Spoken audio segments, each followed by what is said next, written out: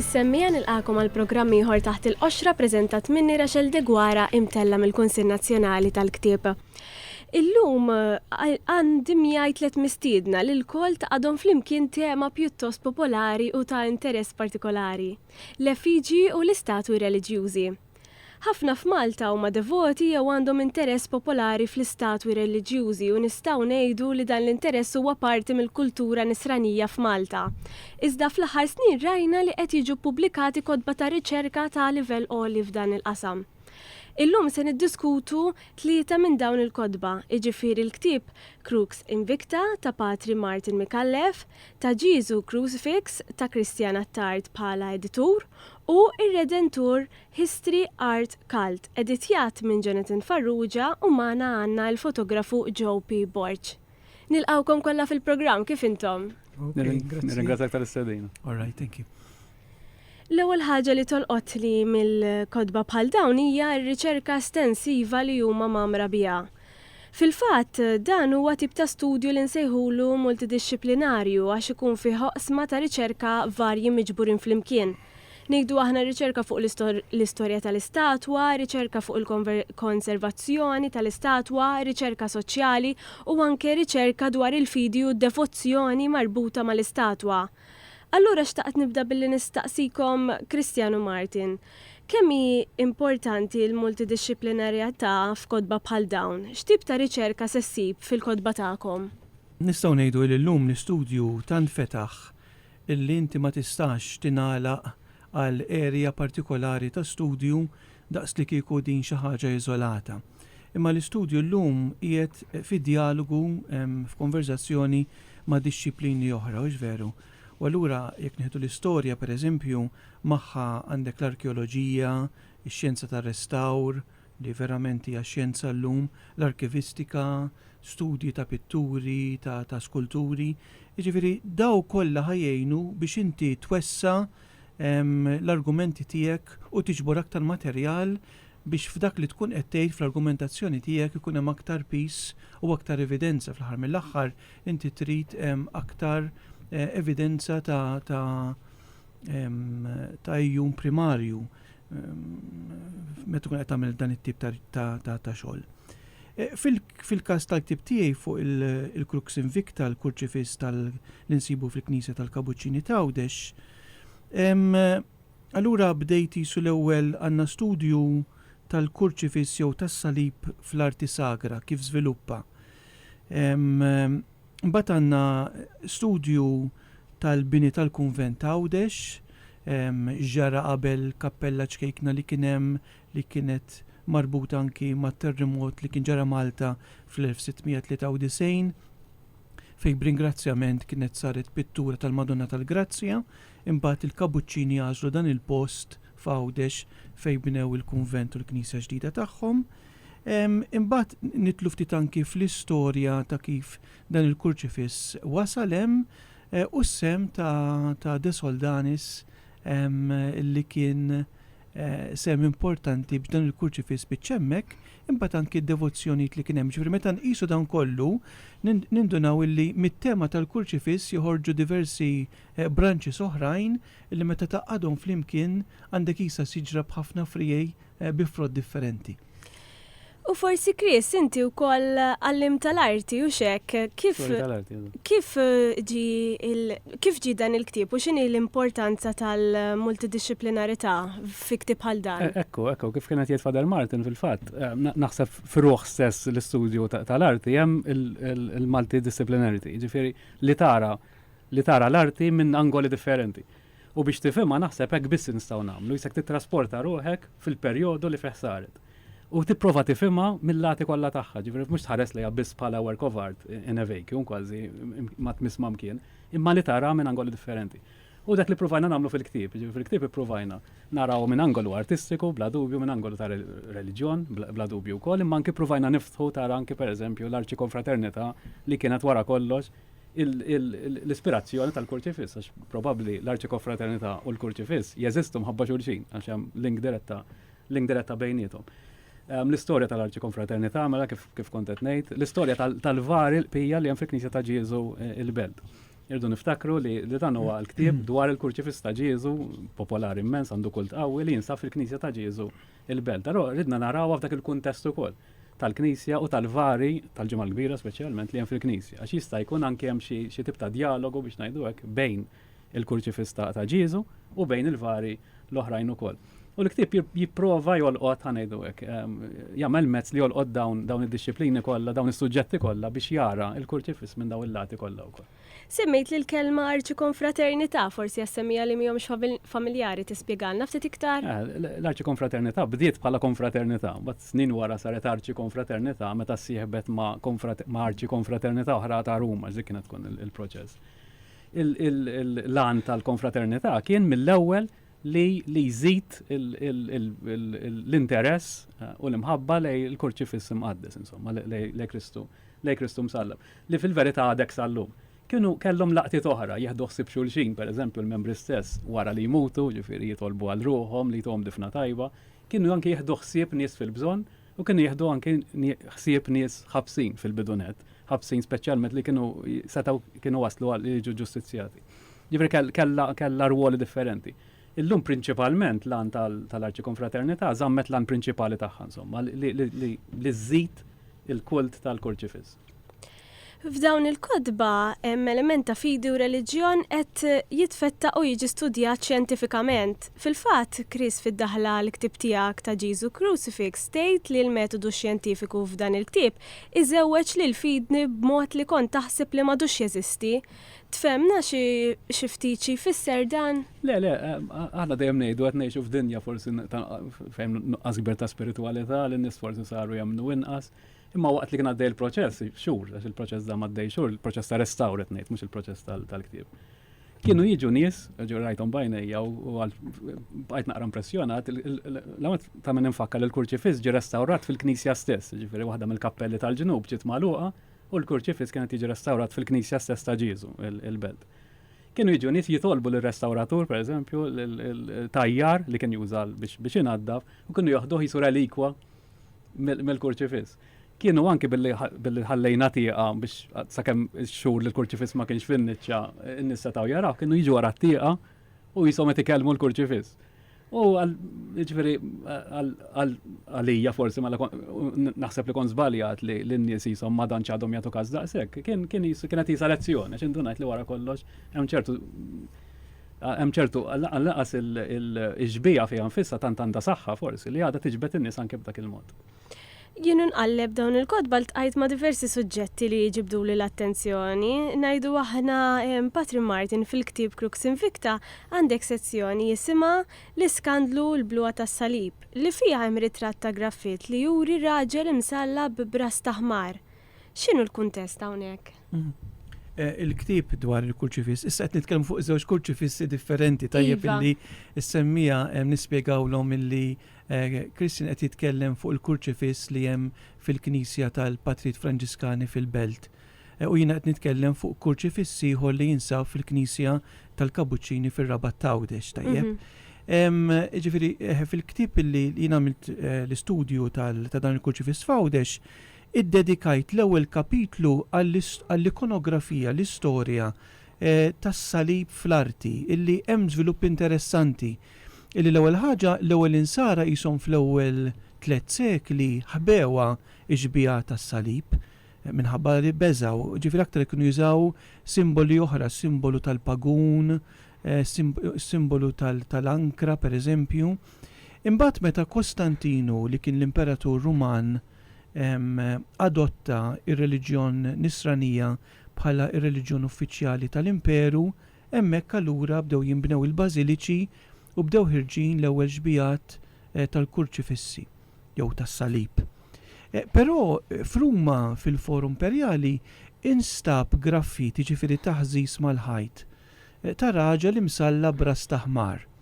U dan juri jindikanna kif l-ewlenin insara kienu qegħdin jiġu irredikolati għat-twemmin f'Messija li jisuh bħala Alla li spiċċa msallab. Ma ninsewx illi s-salib fid-dinja Rumana kien l-aktar mewt baxxa pastaża ngħidu li wieħed seta' jġarrab. Jiġifieri f'konverzazzjoni pulita ta' bej żewġ persuni edukati, il-kelma kurċifiss salib ma kienx tissemma, tant kienet kelma baxxa dispreġġattiva illi kienu jevitaw illi jsemmuha. Jiġifieri dan il-graffiti jindikanna kemm kien diffiċli għall-insara li jippreżentaw is-salib bħala simbolu ewlieni tal-reliġjon Nisranija. Dan ġara wara. Imbagħad ma' żmien is-salib beda jieħu forom differenti fis-sens li fil-bidu meta Kostantinu li kien it-tifel ta' Sant'Elena adatta il-Kristjaniżmu bħala twemmin uffiċjali Nisrani, bdew ħirġin slaleb iġġemmati b'ħafna ħaġar, slaleb ta' deb li jindikaw anki l-qawwa tal-Imperu Ruman. Ma' żmien imbagħad meta nibdew nersqu lejn il-Medjuevu, is-salib jibda jieħu tifsira ta' patibolu, is-salib bħala tifsira ta' tbatija. Qabel dan ngħidu li l-aktar ġbijat antiki tas-salib li għandna waħda hija panew tal-injan fil-bib tal-Bażilika ta' Santa Sabina f'Ruma fejn juri il-Kristu msallab bniedem immuskulat, soldat Ruman hemm anki Ġuda. Imbagħad għandna kaxxa żgħira tal-lavorju qiegħda fil-British Museum illi hemm ġbija tal-kruċifissjoni. Dawk jidher illi huma l-aktar ġbijat antiki tal-kruċifiss illi għandna.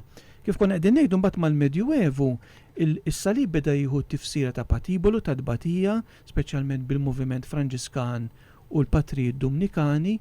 Allura għandna Kristu li qed ibati fuq is-salib kemm fl-iskulturi kif ukoll fil-pitturi. Imbagħad tiġi l-era barokka, għandna diversi kurċifissi, għandna l-pitturi ta' Rubens, ta' Zurbaran, tal-Murillo, eccetera. U f'dan l-era għandna anki l-Konċilju ta' Trentu fej permezz tal-Kardinal Carlo Borromeo qed jiddetta anki kif għandha tkun l-arti Kristjana, u allura il-kurċifiss kellu jiġbaħ anki dak li naqraw fl-Evanġelju, inkluż pereżempju kemm ħajkun hemm imsiemer jekk hux 3 jew 4. Tajjeb, jiġifieri l-ewwel kapitlu tal-ktieb jiddedika propju għall-istorja tal-arti tal-kurċifiss, anki kif imbagħad ġbija tal-kurċifiss ġiet introdotta f'Malta. Għandna waħda mill-ewwel ġbijat fil-katakombi fejn għandna it-tħabbira tal-Anġlu mal-kurċifiss, imbagħad minn il-kavallieri fejn bdew ġejjin anki l-kurċifissi kbar li bdew jitqiegħdu fuq l-artali tal-knejjes tagħna. Patri Martin, forsi kurzità, x'kien il-punt fl-istorja li l-kurċifiss ma baqax jidher, is-salib ma baqax jidher bħala xi ħaġa baxxa u sar simbolu ta' xi ħaġa daqshekk kbira u sinifikanti? X'ġara? Kif edna once li r-Rumani permezz ta' Kostantinu adattaw il-Kristjaneżmu bħala it-twemmin uffiċjali, ħarġu mill-katakombi, bdew jinbnew il-bażiliċi, u allura ma ddejqu xejn jippreżentaw, però kien salib bħala xi ħaġa ta' trionf, mhux xi ħaġa ta' tbatija, kif edna dik ġiet aktar tard mal-Medjuevu mbagħad. Dawn huma 3 kotba li twildu minn restawr. Però restawri jsiru ħafna u ma jinkitbux ktieb dwarhom kull darba. Chris, fejn hu l-punt meta jiġi deċiż li restawr jiġi dokumentat fi ktieb? Nafu li fil-ktieb ir-Redentur History Art Cult, il-ktieb li dan sar għax instabu dokumenti dwar l-istatwa minsija ġo kaxxa. Fil-każ tiegħek u anke Martin, x'kienet ir-raġuni? Sibtu dokumenti qodma jew minsija x'imkien? Tatuna xi eżempju? Ma kien fil-każ tal-kurċifiss ta' Ġiesu ma kienx hemm xi skup kbira. Imma kien hemm naħseb kien hemm ġabra waħda wara l-oħra u dejjem tikber ta' informazzjoni. Ġifieri informazzjoni l-ewwel netta ma nifakkar li ħafna saret riċerka kbira qabilna minn Patri George Aquilina, naħseb ta' min wieħed isemmi hawnhekk u jsellem il-memorja tiegħu li għamel riċerka kbira fuq il-kurċifiss. Imma naħseb ir-riċerka dejjem kienet naqra sparpaljata insomma, Patri George juża f'xi ktieb jew f'xi ieħor, qatt ma kien hemm riċerka pura fuq il-kurċifiss. U naħseb dal-ktieb jekk xejn nipprova jiġbor l-informazzjoni kollha. Storika, jara f'kuntest kif konna qed ngħidu ftit ilu, imma mbagħad hemm ħafna informazzjoni oħra li nħarġet mid-diagnostika tal-restawr. Per eżempju, minn ħafna X-rays u MRIs, isu pazjent spiċċa l-kurċifis li għadda minnhom sirna nafu li t-torso tal-kurċifis huwa vojt minn ġewwa. Per eżempju, qatt ma konna nafu għaddi imma l-artist li jista' nafu minnu wkoll bis-saħħa ta' Patri George fil-fatt li huwa frate Innocenzo minn Petralija Sottana li huwa post sabiħ immens fil-Madonija Siċiljane. Dan l-artist iddeċieda li jiżvujtaħ minn ġewwa. Għalfejn ukoll ma nafux. Mill-lider l-istatwa qatt ma kienet maħsuba li tinġar, per eżempju, dejjem kienet maħsuba li tkun ġo knisja u l-qima issir ġo knisja. Issa l-mistoqsija tiegħek meta il-punt meta tgħid ħanamel ktieb jew ma nagħmilx. Naħseb m'hemmx risposta sempliċi, ma naħseb jiddependi ħafna minn l-importanza tal-ġbija u f'dal każ. Ovvjament naħseb kulħadd jaqbel li għandha importanza enormi artistikament u anke bħala ta' kult biex minn naħa ta' reliġjon u minn naħa ta' arti għandha importanza kbira u naħseb ukoll kemm il-restawr il-conservation kif ngħidu daħal fil-fond. U naħseb f'da żewġ laqtiet il-proġett kien importanti f'da sens. Kenna xogħol tal-arti ta' importanza enormi artistika u reliġjuża u il-proċess ta' restawr kien proċess li daħal fid-dettal, speċjalment id-diagnostika fil-fatt, kien proċess twil ħafna. Li naħseb jimmerita li jiġi mniżżel f'xi forma ta' ktieb. Wara kollox, ir-restawr li sar qabel kważi 50 sen ilu minn Samuel Buġejja, għalkemm Samuel Buġejja li ma kienitx in-norma dak iż-żmien għamel rapport qasir, dak iż-żmien ħadd ma kien jagħmel rapport waqt restawr. Naħseb da allura kien wasal iż-żmien issa kważi 50 sena wara li jsir dokumentazzjoni importanti. Nerġu mmorru għal ktieb Redentor History Art Cult li kien anke rebaħ il-Premju Nazzjonali tal-Ktieb. Joe, inti l-fotografu ta' dan il-ktieb. L-ewwel net, kif kienet l-esperjenza tiegħek fit-teħid ta' dawn ir-ritratti fil-proċessi varji tar-restawr u tal-kitba tal-ktieb? Għaliex hu importanti li jkun hemm dokument viżiv f'kodba ta' dan it-tip? Jiena kont inkarigat mit-taħid tal-fotografija ta' qabel u ta' wara r-restawr. Dejjem bilan li jkun hemm pubblikazzjoni. Dit tip ta' fotografija hija dokumentazzjoni u għalhekk rid noqgħod attent ħafna u metikolus qiegħed nagħmel. U anke kont nieħu noti x'ridwawlet nuża biex meta jgħaddi żmien u jkun lest ir-restawr, nerġa' nieħu l-istess angoli ta' ritratti u bl-istess dawl biex meta tagħmel il-paragun ikun kemm jista' jkun eżatt. Għax fl-opinjoni tiegħi jekk ma tieħux ir-ritratti bl-istess tip ta' dwal, ma jkollokx dak ir-riżultat mixtieq. Irrid ukoll paragun ta' qabel wara bl-istess dwal. Ovvjament, hemm lok biex tieħu b'dawl iktar aħrax u angolat biex turi anke difetti fir-restawr li dawn mbagħad jista' jgħin ir-restawratur waqt il-proċess ta' restawr u konservazzjoni. Forsi Christian, Patri Martin, ma nafx intom tixtiqu iżidu xi ħaġa għaliex importanti li jkun hemm dokument viżiv kodba ta' dan it-tip. Jina naħseb ħaġa jgħinu ġveru u illum id-dokumentazzjoni, aħna forsi meta nitkellmu mid-dokumentazzjoni imdorrijin nisimgħu manuskritt ħaġa miktuba.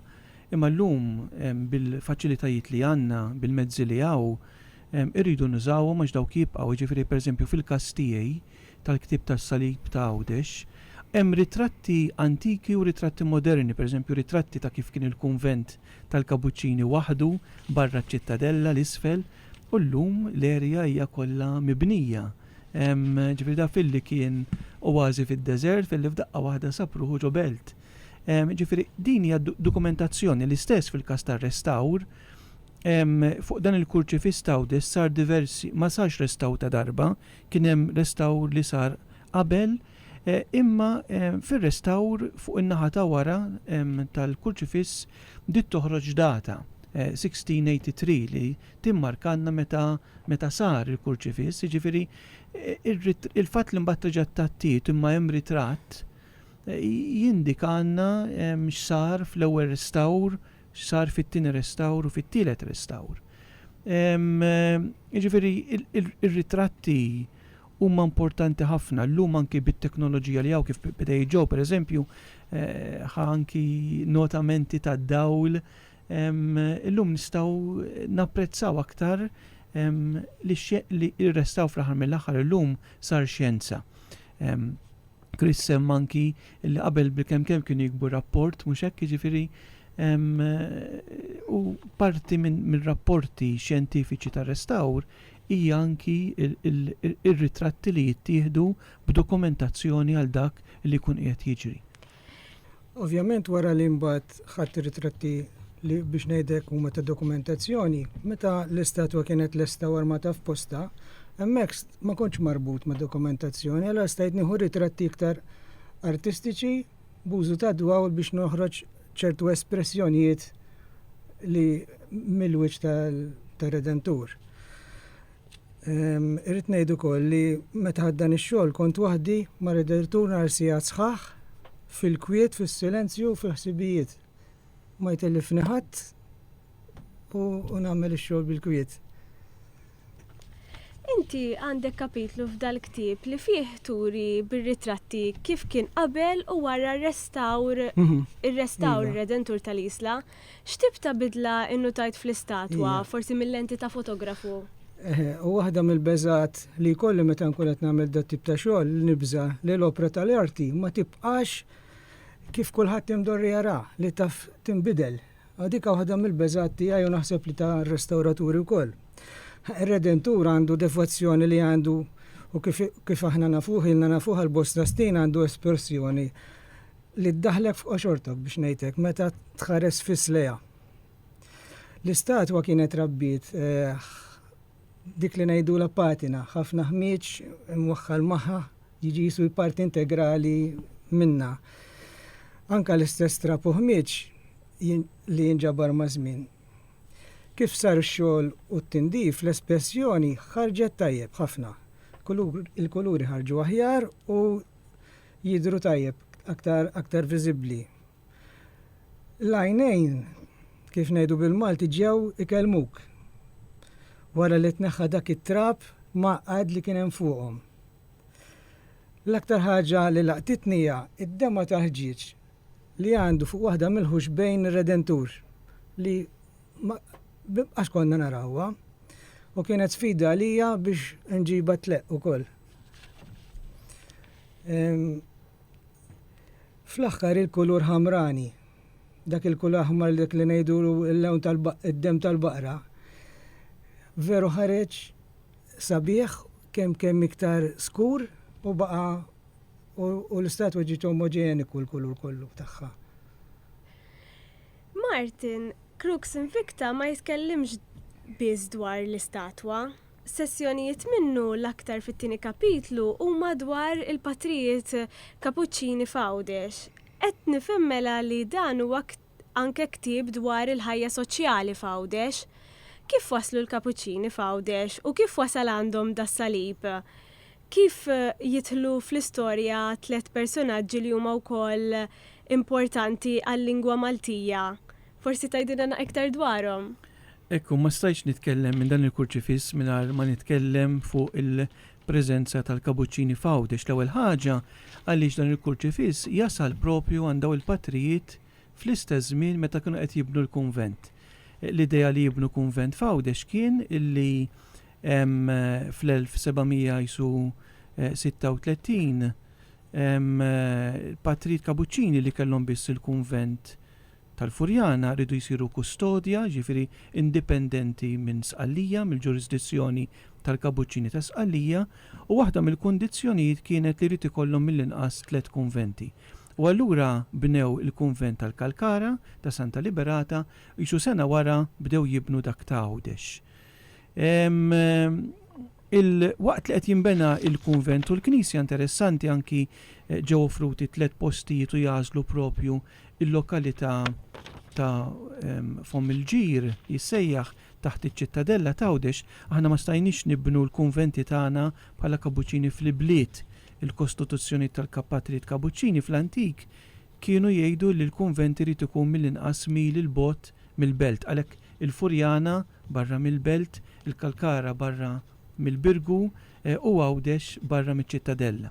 Għażlu dan il-post kellhom il-permessi ekleżjastiċi u anki tal-Kavallieri u anki tal-Ordni Kabuċċin u waqt li qed jibnu jitfaċċa dan il-kurċifiss illi l-istorja tiegħu nafuha permezz ta' ittra li l-Kommendatur Miċeli Kavallier jikteb lil De Soldanis.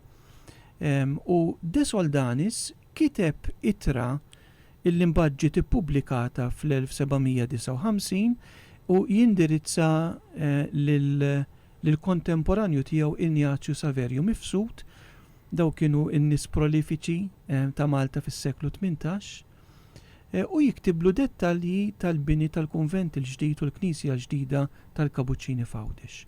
U f'din littra jinkludi l-istorja tal-kurċifiss li ħada mill-littra li kien kitiblu l-Kommendatur Miċeli għalkemm ibiddel, ġifri meta tqabbilhom flimkien tinduna li mhux dejjem qegħdin jaqblu. Imbagħad jidħol anki Patri Pelagju illi kien Kabuċċin minn Ħażebbuġ, propjament kien qassis qabel, kien tabib, spiċċa jiġġieled mal-isqof u daħal Kabuċċin. U dan fil-bidu kien ħabib kbir ta' De Soldanis u spiċċa mbagħad anki miġġieled miegħu minħabba jidher piki li bdew jinqalgħu bejniethom minħabba li daw kellhom interessi komuni fil-Malti, fl-arkeoloġija, fl-istorja ta' Malta. Jidher li Patri Pelagju lil De Soldanis kien jgħaddilu diversi informazzjoni u De Soldanis qabad pubblika din l-informazzjoni mingħajr ma millu acknowledgement. U allura Patri Pelagju jikteb żewġ dokumenti oħra fuq il-kitba li De Soldanis kien kiteb fuq il-kunvent ta' Għawdex u bekk tagħna aktar bis-saħħatek tagħna aktar informazzjoni. Interessanti li meta niġu fuq il-parti tas-salib ma jsemmi xejn. U hemmhekk jiena bdejt nitħawwa, bdejt ngħid imma kif jista' jkun iħalli barra din l-informazzjoni. Sakemm fl-arkivju tagħna sibt manuskritt żgħir ta' 4 paġni illi mill-kitba mill-kaligrafija għandu ngħid li hija ta' Patri Pelagju. U hemmhekk Patri Pelagju jagħti l-istorja ta' kif il-kurċifiss wasal għand il-Kabuċċini.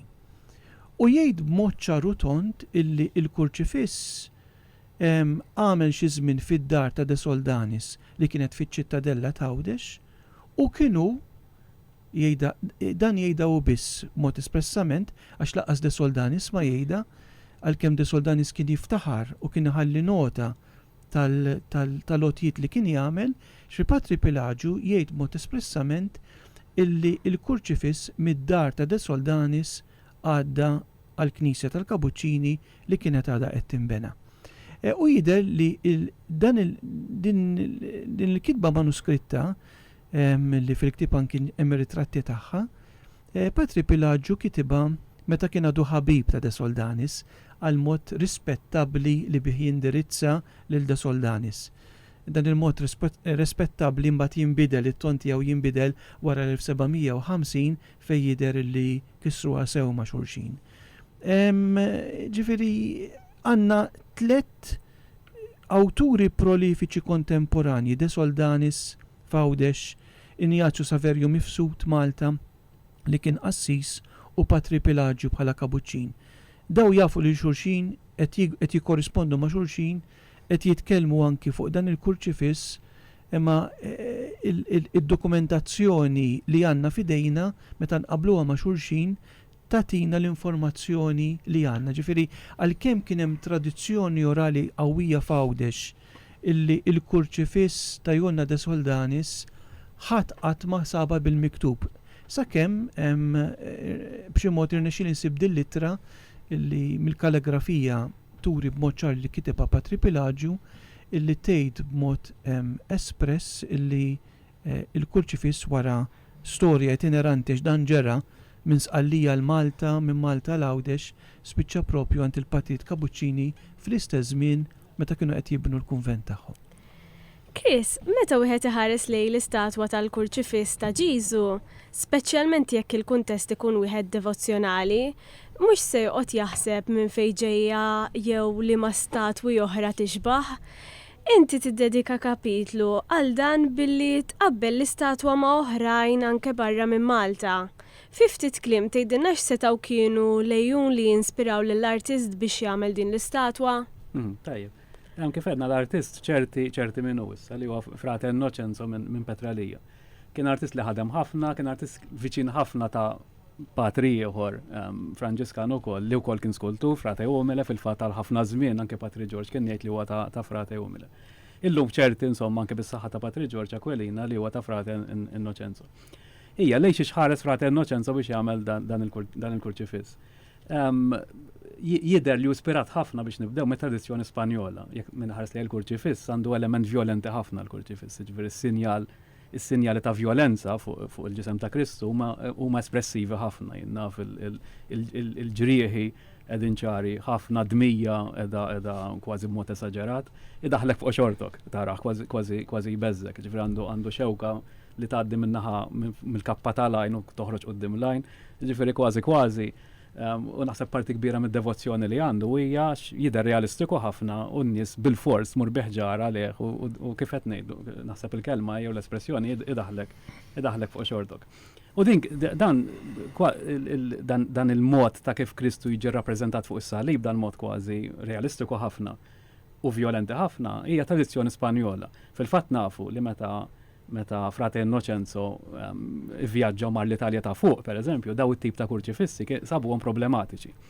Kien hemm l-idea ta' dekorum, u per eżempju semmejna il-Borromeo ftit ilu, u ma kinux aċċettati, ġifieri darba minnhom frate Innocenzo spiċċa qudiem l-Inkwiżitur biex jispjega lilu nnifsu għalfejn il-kurċifissi tiegħu huma mimlijin daqshekk dmija meta m'hemmx għalfejn.